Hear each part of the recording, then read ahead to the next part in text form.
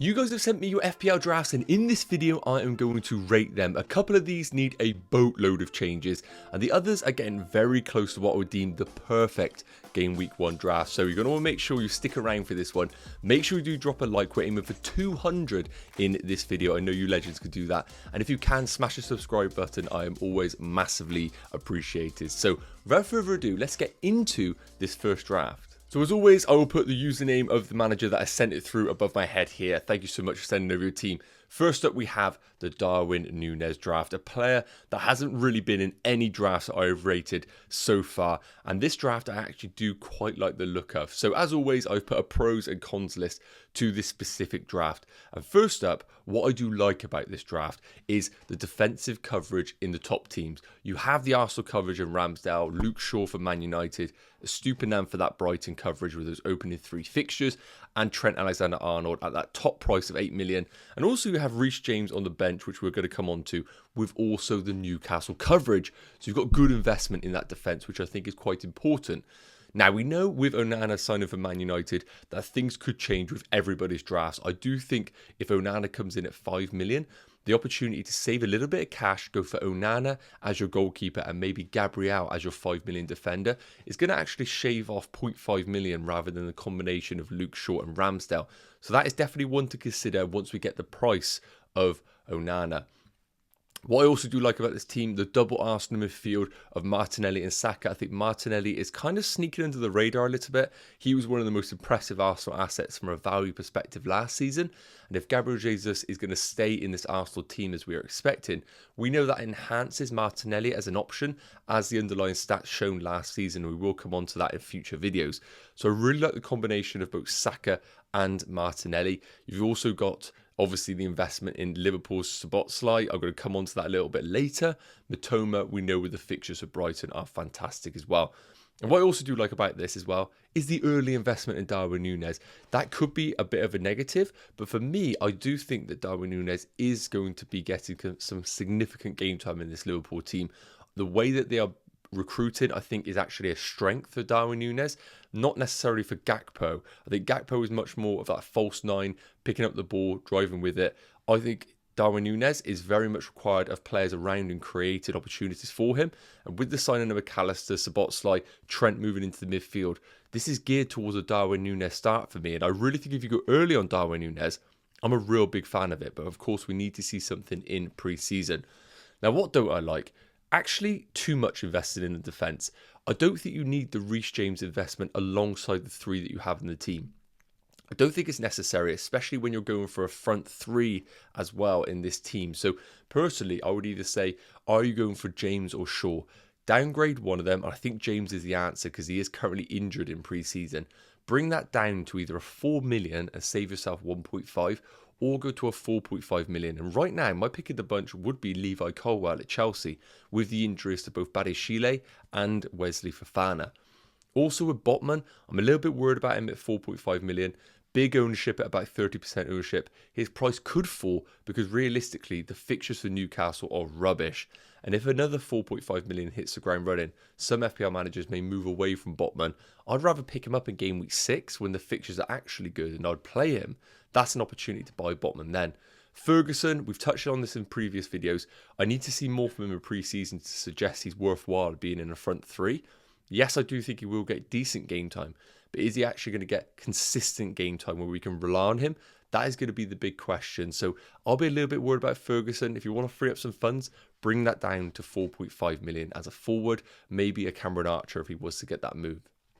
And last up, I'm going to have to pronounce him again, Szoboszlai, the new signing of Liverpool. Is he a risk? Is he even an FPL option? I think it's too early to suggest whether he is or not, and therefore not really an FPL option for our teams. He may later down the line be an unbelievable value pick, but until that moment, I think he's a perfect player to maybe wildcard into your teams later down the line. I don't think it's worth the risk going for him.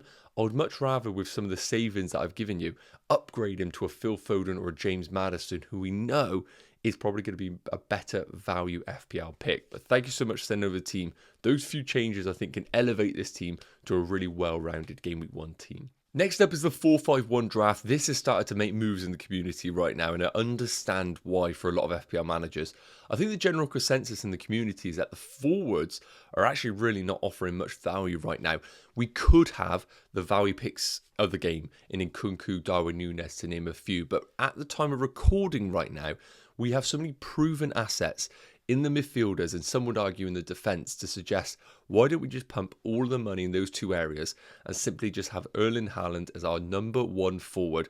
We're going to captain him every week. The forwards are looking pretty ropey. No point going there. And I actually do understand the logic behind that. And that is kind of what I've put as a pro for this particular draft sent through from Mohammed. Heavy investment in the value midfielders is looking fantastic right now. They've got the double up in the Arsenal midfielders with Saka and Martinelli. And again, as I said, the fixtures for Arsenal are too good to ignore. I think everybody needs at least double Arsenal attack invested, whether that be one midfielder and one attacker or two midfielders. Also, the Man United double up with Bruno Fernandes and Rashford. Home fixture against Wolves to kick off the season feels like a great opportunity to double up on Man United. And you've also got the Matoma pick in that midfield, which I really think is a nice balance in the squad. And looking at the defence as well, decent investment. Trent, Estupiñán, Stones for the 5.5 million option, Ramsdale in goal, Botman, I've touched on that in previous videos, I won't come on to that again, and Henry as well. What I do like about this, and why I understand the Botman pick in this specific team, is the rotation that you could do with both Botman and Henry. I think the fixtures work quite well together, and even though I'm not a big fan of Botman in the opening game weeks, I think if you were to rotate him well with another 4.5 million, like a Henry, you could get the best of both worlds where you play them in each of the better fixtures each and every game week. So I understand the logic for that there, and maybe something you guys need to consider, rotating your 4.5 million defenders if you want to go down that route. Now, what I don't like about this is simply, and I've only put it as the one con, inflexible team structure.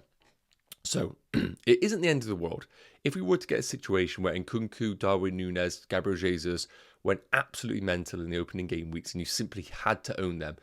This team's going to be very difficult to basically upgrade Surridge or Archer, both 4.5 million forwards, up into those assets. It's going to require either money in the bank, which clearly this team doesn't have, or a downgrade of a midfielder / defender, and realistically it's going to have to be a midfielder, up then into a forward, and that will require either 2 free transfers or a points hit. Now, it's not difficult to negotiate that at all or navigate it. Game week 1, a lot of FPL managers roll their transfer, so then you could be in a position where you might say to yourself, simply, I need to downgrade Bruno Fernandes all the way down to a 6.5 like an Mbeumo, and I'll have to upgrade Archer into a Gabriel Jesus or an Nkunku / Darwin Nunez.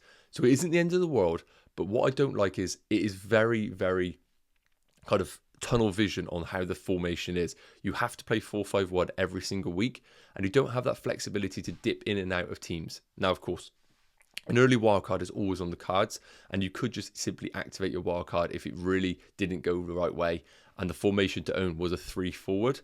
But outside of that, I really like this draft. I think a few tweaks here and there, as I said, maybe downgrade one of the defenders to a 4 million if you want to. I think it's looking solid. So I'm not against this draft at all. It's just the inflexibility that the structure has. If you are happy with the 1 forward, then it's simply a good draft for you. Next up, we have the double City defense draft. And it's quite funny, actually, that they haven't started with the double City defense in their current draft. But we will come on to that. So what do I like about this specific draft? First up, Luis Diaz as a differential. Now, of course, that could be a con, that could be a pro. I actually think he is going to be starting in this Liverpool team, and he has been flying under the radar completely. And I really do think that he is one of those that, if he hits the ground running, his price is going to absolutely fly in the opening game weeks, and we're all going to regret not going there in game week 1 and beyond. So I do think his game time is going to be quite secure, even if it means 70 minutes. I think that's decent return for a player around the 7.5 million midfielder price bracket. So I do like the Luis Diaz pick. You have the Rashford and Saka combination. I think they're the pick of the bunch from their respective teams. Saka of Arsenal, but importantly, having Rashford in that team means that at the 9 million price bracket, you can come down from it if you need to. You've got the heavy investment in the midfield. I've touched on that. I think that's where the value is this season. You've got the Man United coverage, the Arsenal coverage, and importantly, a little bit of that Liverpool coverage as come game week 2, when they have their home game against Bournemouth. it's going to be very difficult for FPL managers to move over to a Liverpool asset. If you are starting with them, you don't have that headache come game week 2 and beyond. So I like the move of bringing in Luis Diaz, a much cheaper option than that of Mo Salah. Now, what do I like about this team? I don't think the double City defence is necessary, and it actually blocks a position and move for you later down the line.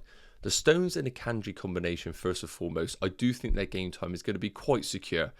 However, that said, with the fixtures that they have, they're fantastic. And I actually don't think doubling down on the defence is the way to go. If anything, I would rather have, of course, Erling Haaland, John Stones in the defence or Akanji, and leave that third spot open for you to invest in the midfield area or forward line if we were to see a player break through. For example, we may see Phil Foden emerge as the absolute essential pick. And you're in a position where you're completely blocked off from owning him because you already have triple City. If you were to take out one of those defenders and Foden was to go mental, you could then simply go sideways from a Rashford or a Luis Diaz to Phil Foden. Or if Alcaraz was going to go all crazy in the opening game weeks, you could then just go down from Gabriel Jesus to him. Sorry, Alvarez, not Alcaraz. That's the Wimbledon player. So realistically, while I think Man City's defence is good, I think the double up is too much. Go for one and leave yourself open for that third spot to invest in the one that is most likely going to go off in the opening game weeks. Enciso is a little bit of a risk in this team. I think his game time is going to be completely dependent on pre-season. If we see rotation with the likes of João Pedro, the new signing, I think he's in a void. But if we see solid game time throughout, then realistically, he could be an absolute gem at 5.5. But a little bit of a risk at the time of recording.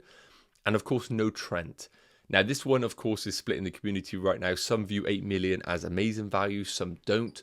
If you're going without Trent, simply know it's going to be difficult for you to get there. You're going to have to downgrade players here and there to then upgrade along the way.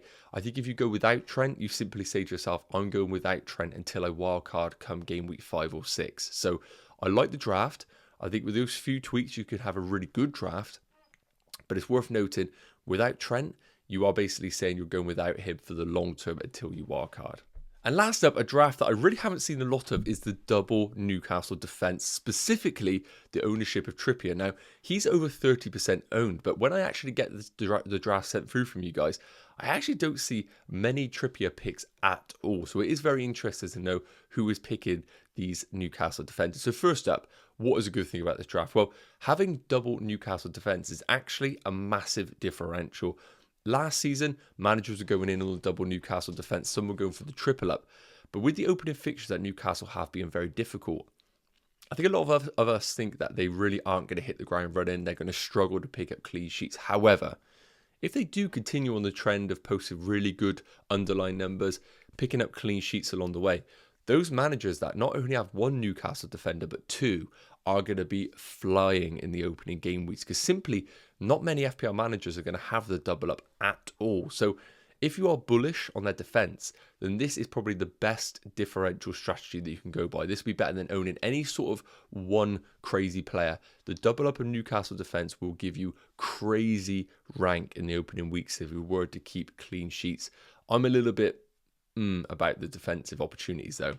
What I also do like is you've gone for the template forwards. While you've gone for differentials in defence in that shape, I like the combination of Jesus and Haaland up front.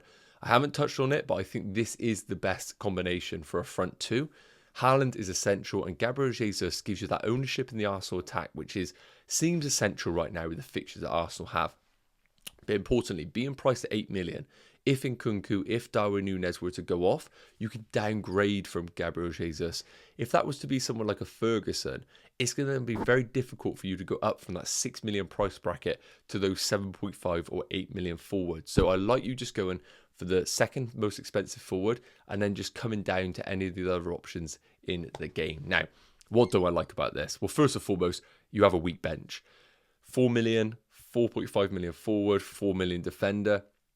Realistically, if you were to get an injury to a team or rotation was to happen, your bench simply cannot back up your team in the long term. It's going to require a lot of changes in this team. I would much rather see a 4.5 million defender that we know is going to play week in, week out in a team that is actually quite consistent, whether that be a Levi Colwill at Chelsea or whether it be a Matty Cash at an Aston Villa, for example, just to give yourself that little bit of security if one of your players in your starting 11 wasn't going to start.